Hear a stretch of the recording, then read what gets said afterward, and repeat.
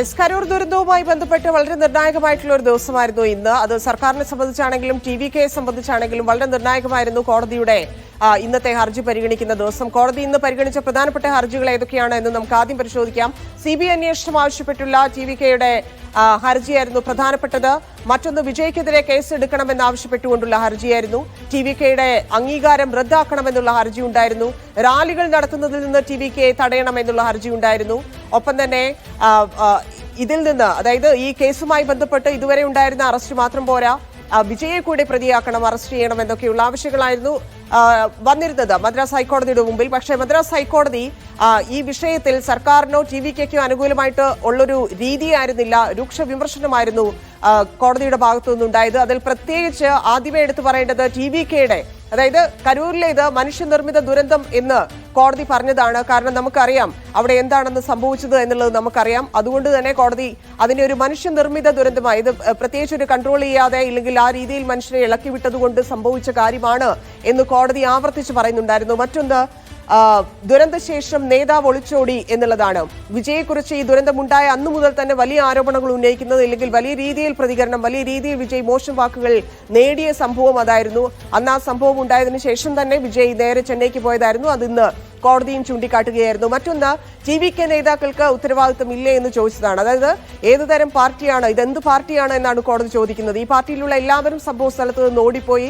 അതൊരുപക്ഷെ പാർട്ടിയെ സംബന്ധിച്ച് അന്ന് മറ്റെന്തെങ്കിലും കലഹങ്ങൾ ഉണ്ടായിട്ട് ഇല്ലെങ്കിൽ ഉണ്ടാകുമോ എന്നുള്ള ഭയം കൊണ്ടോ ആശങ്ക കൊണ്ടോ ആയിരിക്കാം. പക്ഷേ ഒരു പാർട്ടി നേതാവ് അപ്രത്യക്ഷനായി എന്ന് കോടതി പറയണമെങ്കിൽ, ഇല്ലെങ്കിൽ കുട്ടികളും സ്ത്രീകളും ഒക്കെ മരിച്ചു കിടക്കുമ്പോൾ ഒരു രാഷ്ട്രീയ പാർട്ടിയുടെ ഭാഗത്തു നിന്നുണ്ടായ ആ പ്രവൃത്തിയെ അതിശക്തമായി കോടതി അപലപിക്കുന്നു എന്നാണ് ഇന്ന് മദ്രാസ് ഹൈക്കോടതിയുടെ മധുര ബെഞ്ച് പറഞ്ഞത്. ഒരു പശ്ചാത്താപം പോലും ആ പാർട്ടി പ്രകടിപ്പിച്ചിട്ടില്ലെന്നും അതൊരു നേതാവിന്റെ മാനസികാവസ്ഥയാണ് പ്രതിഫലിപ്പിക്കുന്നതെന്നും കോടതി വിമർശിക്കുകയുണ്ടായി. മറ്റൊന്ന്, സർക്കാരിന് ഈ വിഷയത്തിൽ ഉത്തരവാദിത്വം ഇല്ലേ എന്നുള്ളതാണ്. അതായത് CBI അന്വേഷണം വേണ്ട എന്നാണ് ഇപ്പോൾ DMK സർക്കാർ പറഞ്ഞുകൊണ്ടിരിക്കുന്നത്. സ്റ്റാലിന്റെ നിലപാട് നമ്മൾ കണ്ടതാണ്. CBI അന്വേഷണം ഇല്ലാതെ സ്റ്റേറ്റ് തന്നെ ഇത് അന്വേഷിക്കുക എന്നുള്ളതിൽ ഒരു രാഷ്ട്രീയം കൂടിയുണ്ട്.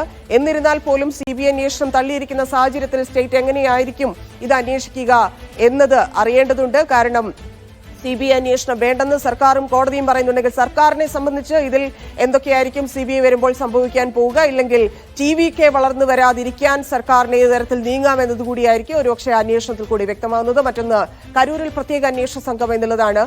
പുതിയൊരു സംഘത്തെ, ദുരന്തത്തെക്കുറിച്ച് അന്വേഷിക്കാൻ പ്രത്യേക അന്വേഷണ സംഘത്തെയാണ് ഹൈക്കോടതി ഇന്ന് നിയോഗിച്ചിരിക്കുന്നത്. നോർത്ത് സോൺ IG-ക്കാണ് ഈ കേസിന്റെ അന്വേഷണ ചുമതല. തമിഴ്നാട് സർക്കാരിന്റെ നിലപാട് അത് വളരെ പ്രധാനപ്പെട്ടതാണ്. സർക്കാരിന്റെ നിലപാട് നേരത്തെ പറഞ്ഞതുപോലെ തുടക്കത്തിലൊക്കെ നമ്മൾ കണ്ടതാണ്. സ്റ്റാലിൻ ഏത് തരത്തിലൊരു നിലപാടാണ് അതിൽ എടുത്തിരുന്നതെന്ന്. സ്റ്റാലിൻ അതിൽ കുറച്ചുകൂടി മനുഷ്യത്വപരമായിട്ടുള്ള പ്രതികരണങ്ങൾ നടത്തുകയാണെങ്കിൽ DMK അതിശക്തമായി, കനിമൊഴി MP ഉൾപ്പെടെയുള്ള ആളുകൾ അതിശക്തമായി ഈ സംഭവത്തെ അപലപിക്കുകയും വിജയുടെ ഭാഗത്തു നിന്നുണ്ടായിട്ടുള്ള കുറവുകളെ, ഇല്ലെങ്കിൽ ഒരു രാഷ്ട്രീയ പാർട്ടി എങ്ങനെയായിരിക്കണമെന്നറിയാതെ വിജയ് അവിടെ കയറി നിൽക്കുന്നു എന്നുള്ള തരത്തിൽ രൂക്ഷ വിമർശനങ്ങൾ വന്ന് ഉന്നയിച്ചിരുന്നു. അത് സ്വാഭാവികമായിട്ടും വരും ദിവസങ്ങളിലൊക്കെ, അതായത് ഇലക്ഷൻ അടുക്കുന്ന സമയത്ത് അത് വലിയ ചർച്ചയാക്കാൻ തന്നെയാണ് സർക്കാരിന്റെ തീരുമാനം.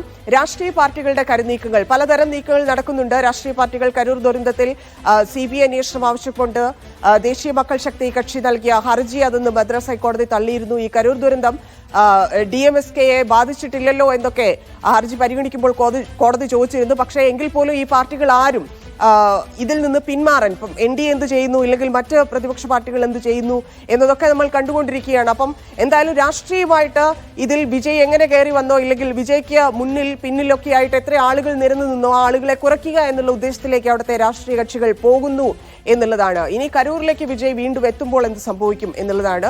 കരൂരിലേക്ക് വിജയ് ഉടൻ പോകുമെന്നൊക്കെയാണ് പാർട്ടി നേതാക്കളെ അറിയിച്ചതെന്നാണ് വിവരം. കരൂരിൽ മുന്നൊരുക്കങ്ങൾ നടത്താൻ ഈ നേതാക്കൾക്ക് നിർദ്ദേശം നൽകിയിട്ടുണ്ട്. ഒപ്പം പാർട്ടി പ്രവർത്തകർക്ക് 20 അംഗ സംഘത്തെയാണ് വിജയ് നിയോഗിച്ചിരിക്കുന്നത്. ബുസിയാനന്ദ് ഉൾപ്പെടെയുള്ള നേതാക്കളെല്ലാം ഒളിവിലാണ്. അതുകൊണ്ട് തന്നെ പുതിയൊരു സംഘത്തെ സജ്ജമാക്കിയിരിക്കുകയാണ്.